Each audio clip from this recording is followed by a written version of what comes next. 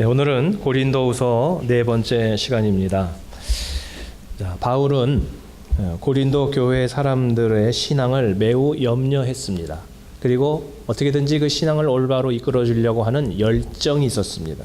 자, 그리고 복음의 진리를 수호하기 위한 이런 중심을 가지고 그동안 그들을 상당히 책망을 하고 또 바른 소리를 그들에게 함으로 인해서 그것이 상당히 좀 어려운 이런 관계까지도 오게 되었습니다.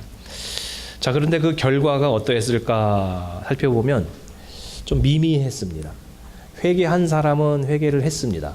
바울이 이제 고린도전서를 통해서 이게 잘못됐고 저게 잘못됐고 구체적으로 그걸 가르쳤고, 자, 그것을 통해서 깨닫고 회개한 사람들도 물론 있었는데 대부분의 사람들은 그래도 회개를 안 하더라는 것입니다. 그리고 오히려 관계만 더 나빠지고 정말 그 사단이 좀 더 교회를 어지럽게 하는 이런 일들이 있었습니다.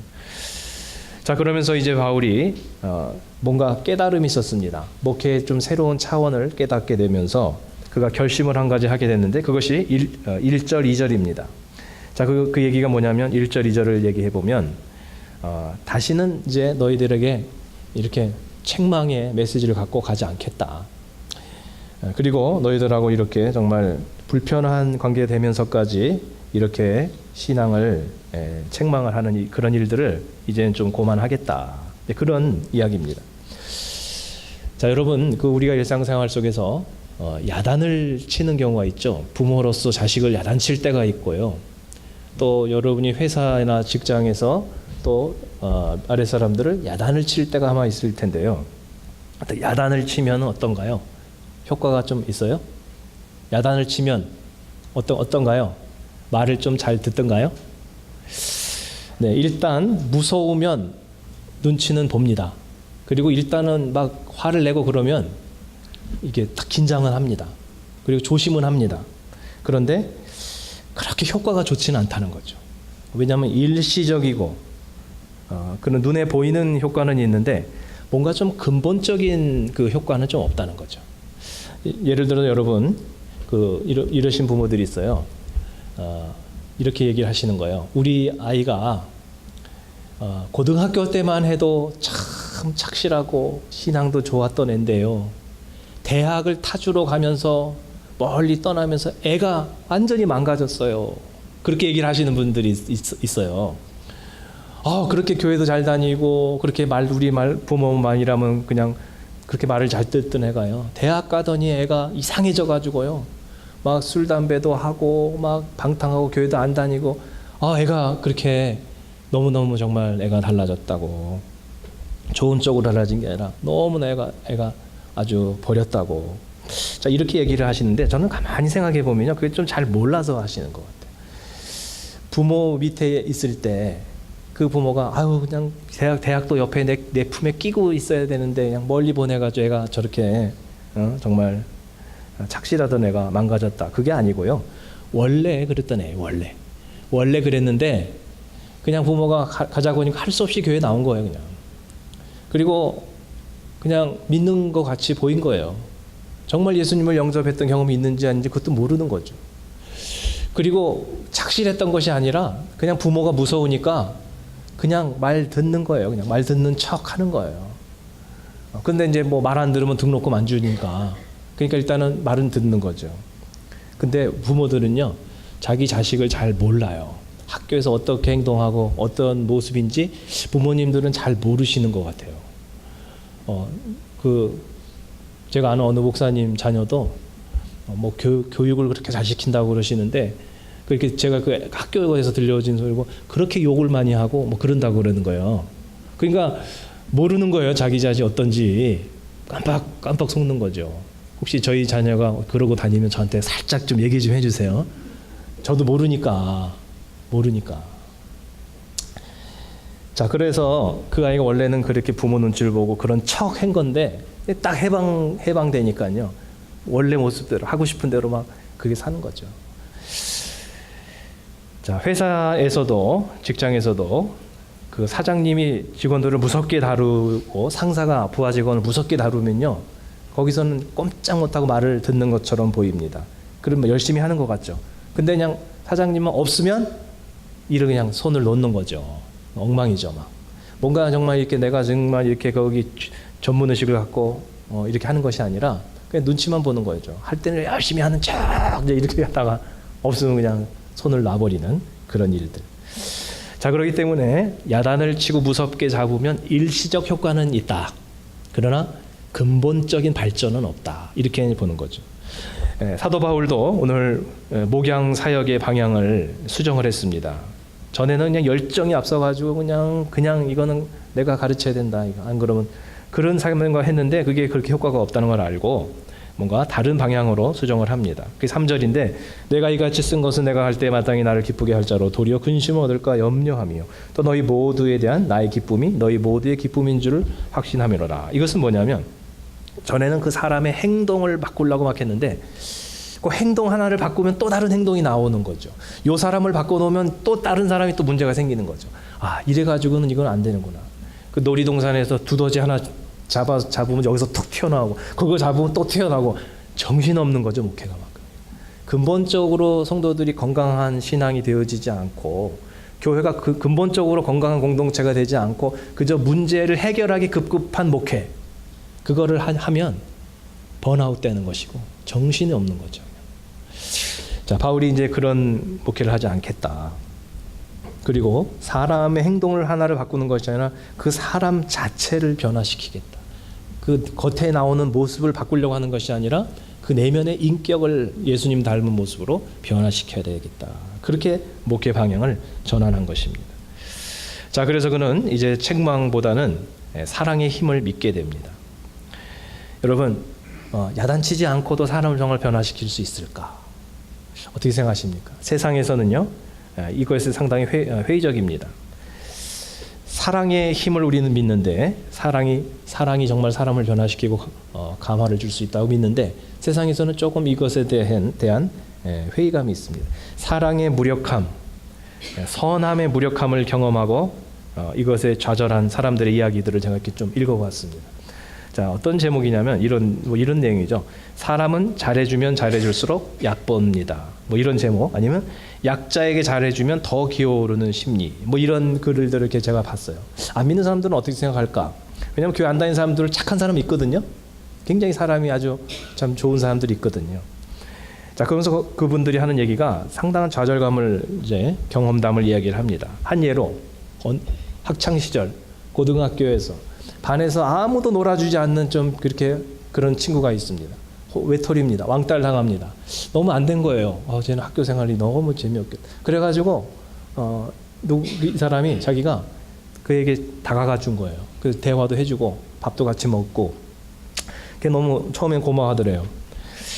자, 그런데 그 아이가 말이죠. 다른 친구들, 못되게 하는 친구들 앞에서는 굉장히 참 어떻게 마음을 얻으려고 막 아주 예의 바르게 하고 막 굽신거리고 정말 이렇게 막 모두 사주고 막 그러는데 얘가 잘해주니까요. 얘한테 함부로 하더래요. 함부로 하고 막말을 하고 그리고 아주 무시를 하더래요. 마치 얘가 자기도 왕따 당해서 놀 애가 없어서 자기한테 붙어서 자기가 놀아주는 것처럼 그렇게 생각을 한다는 거예요. 그건 아닌데. 그래가지고 너무 기분이 나빠가지고 그냥 됐어. 내가 너 아니면 안 되는 줄 아냐. 그냥 이렇게 상당히 상처를 받았다는 것입니다. 또 다른 사람은 군대를 갔습니다. 군대를 갔는데 자대 배치 받았습니다. 선임병들이 너무 괴롭히는 겁니다. 군대용어로 갈군다 이런 표현이 있는데 너무는 못 살게 구는 겁니다. 아니 가뜩이나 힘든 군대 생활인데 왜 저렇게 사람을 막 그냥 저렇게 괴롭힐까? 참 이해가 안 가는 겁니다. 나는 나중에 고참이 되면 후임병들한테 잘해줘야지 결심을 했습니다. 자, 이제 이거 계급이 올라갔습니다.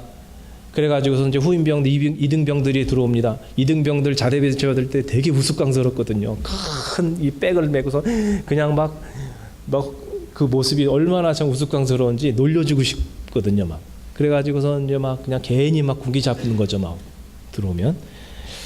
자, 그런데 이 친구는 이제 그 후임병들한테 잘해줍니다. 정말 이렇게 나이도 그렇게 큰 차이도 안 나고 그러니까 잘해주면서 힘들지 않냐고 이렇게 PX에 가서 모두 사주면서 말이죠. 이렇게 했습니다.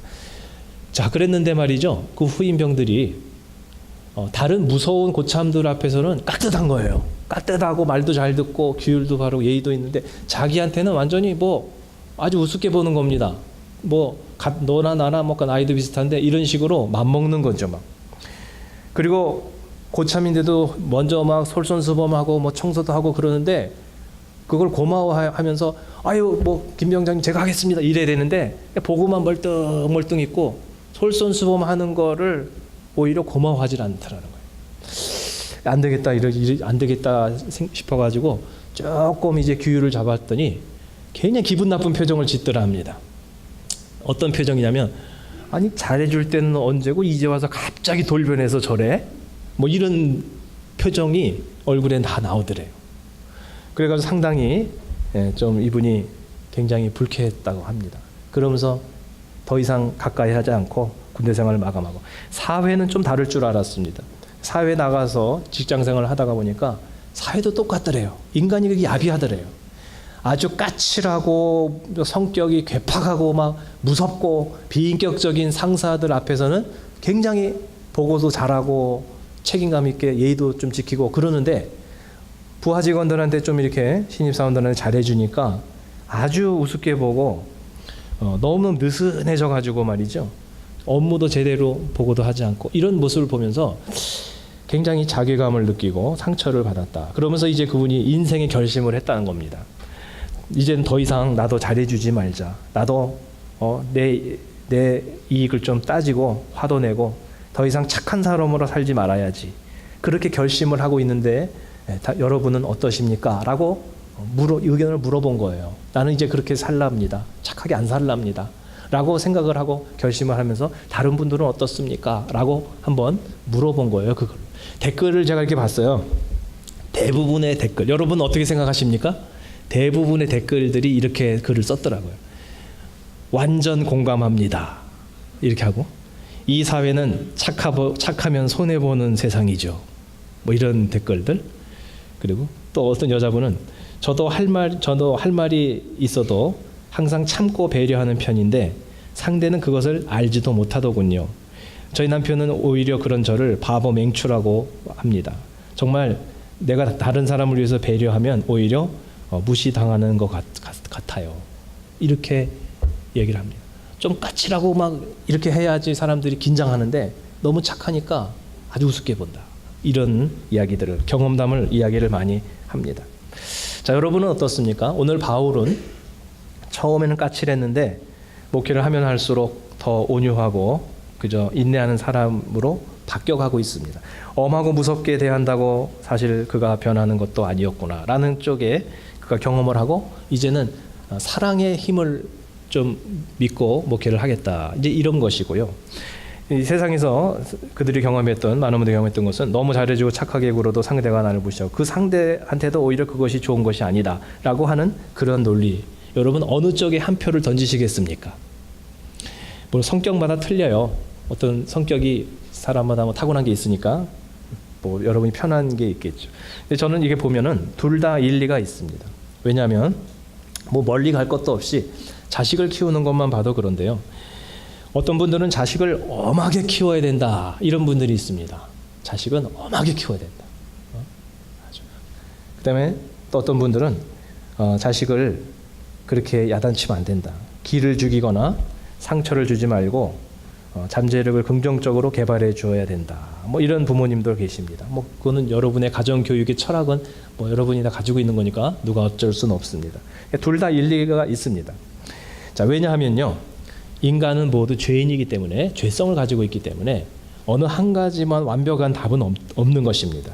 자, 예를 들면 굉장히 부모가 막 정말 이렇게 인격적으로 아이를 키웠어요. 자상하게 키웠어요. 반말도 안 하고 자식한테도 존댓말을 쓰면서 막 화가 나도 뭘 막 야단을 치는 것이 아니라 이제 다음부터 그렇게 하면은 엄마가 많이 화가 날 거예요. 뭐 이런 식으로 얘기를 하면서 키웠어요. 이제 우리는 못하죠. 그렇게 막 화부터 확 내고는 많은데 그렇게 인격적으로 정말 키웠는데 그 아이가 건강한 자아상을 갖고 자신감 있고 긍정적인 사람으로 성장을 해서 성공한 자식도 있지만 기한 죽인다고 제대로 할 말도 못하고 훈육도 하지 않아서 이기적인 아이가 되고 기고만장한 성격, 남을 배려하지 못하는 성격이 되어서 또 게으른 자가 돼서 사회 부적응자가 될 수도 있다.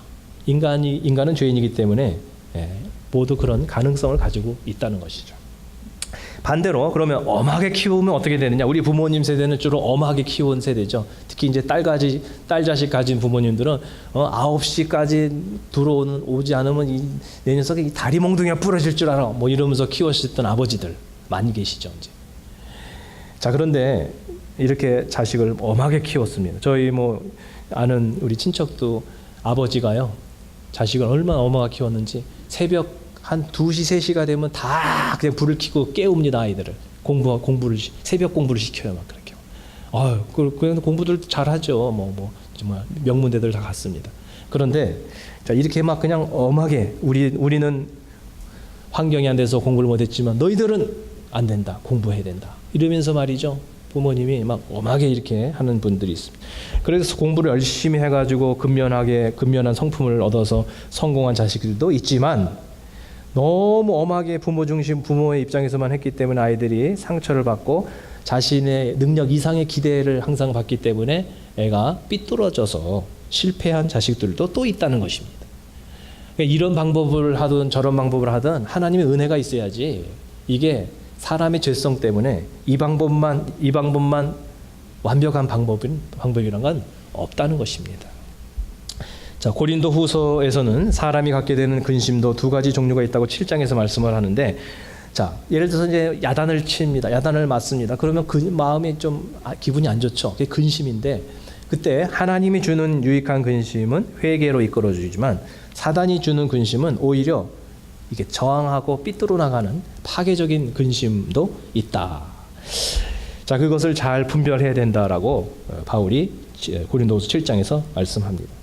실제로 고린도 교회 안에서는요, 바울의 무서운 책망을 듣고 회개한 사람들도 있었지만 지나친 죄책감에 빠지는 성도들이 있었습니다. 여러분, 죄책감하고 회개는 다릅니다, 여러분.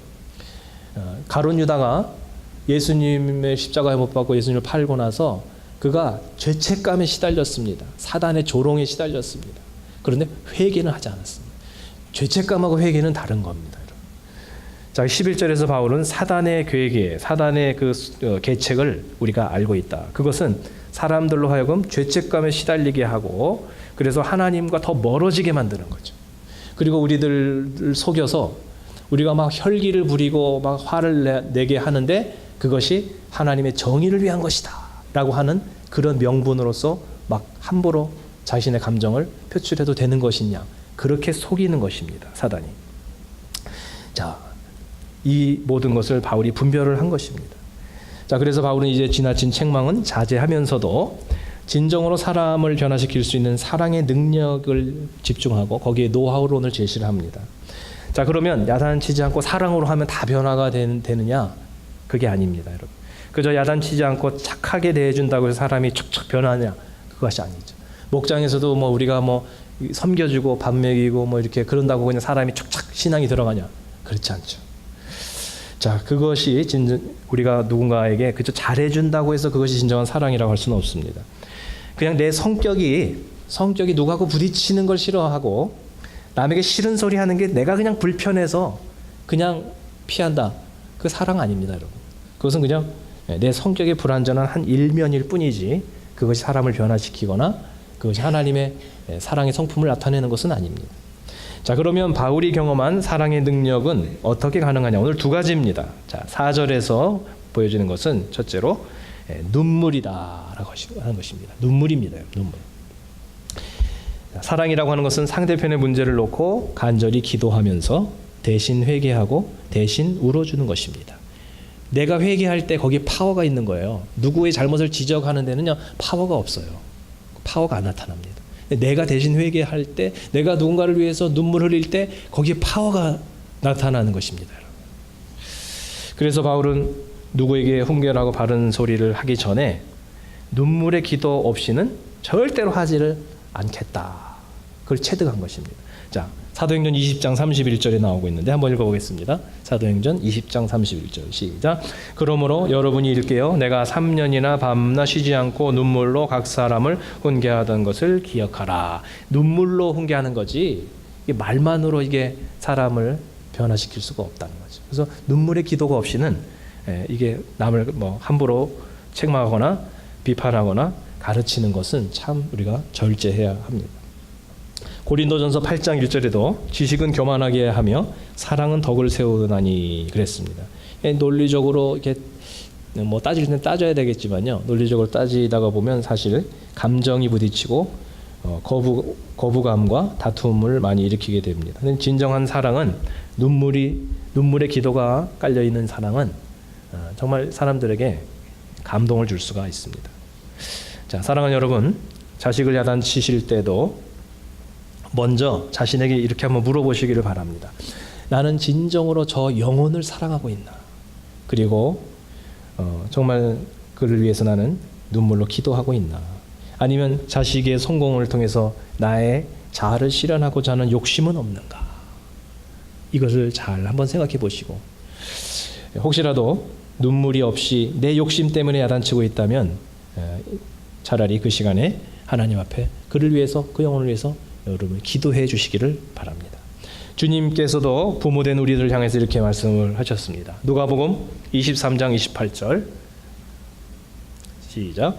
예수께서 돌이켜 그들을 향하여 이르시되 예루살렘의 딸들아 나를 위하여 울지 말고 너희와 너희 자녀를 위하여 울라.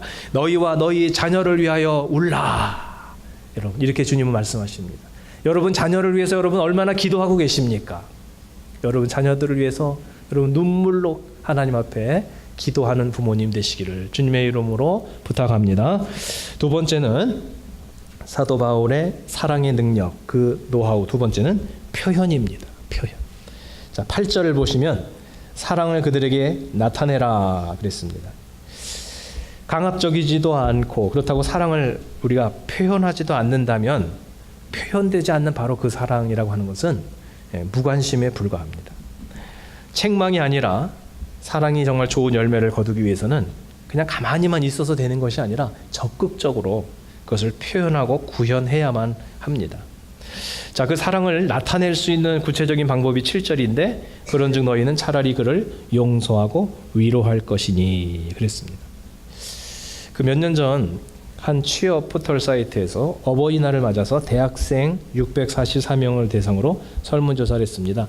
부모님께 가장 하기 힘든 말이 무엇인가? 라는 그 질문에 1위가 대답이 여러분 뭔지 아세요? 부모님에게 제일 하기 힘든 말, 돈 좀 주세요. 그 말이 아니고요. 제일 하기 힘든 말이 뭐냐면 부모님 향해서 사랑합니다. 그 말을 그렇게 하기가 힘들대요. 왜요? 사랑하지 않아서요? 아니요. 사랑하지 않아서가 아니라 사랑하는데 그걸 하기가 쑥스러워서 그 표현을 잘 안 한다는 겁니다. 특히 우리 한국 문화는 그래요. 뭐 영어로다가 이렇게 뭐 I love you 하기는 그래도 좀 쉬운데 사랑해요. 굉장히 좀 쑥스러운 거예요. 왜냐면 문화가 그래요. 우리가 유교 문화권이기 때문에 자신의 마음을 밖으로 표현하지 않을 때 속 깊다. 그렇게 표현하지 않고 그냥 묵묵히 행동하는 게 속 깊은 사람이다. 그런 문화잖아요, 우리가. 근데 너무 막 그냥 말을 막 표현하고 막 그러면은 이렇게 살갑다, 좀 간사하다, 뭐 이런 식으로 매도하잖아요. 표현이 참 좋은 건데 표현을 하는 거는. 자, 그래서 사랑은 표현되어질 때 파워가 나타나고 사랑은 표현되어질 때 열매 맺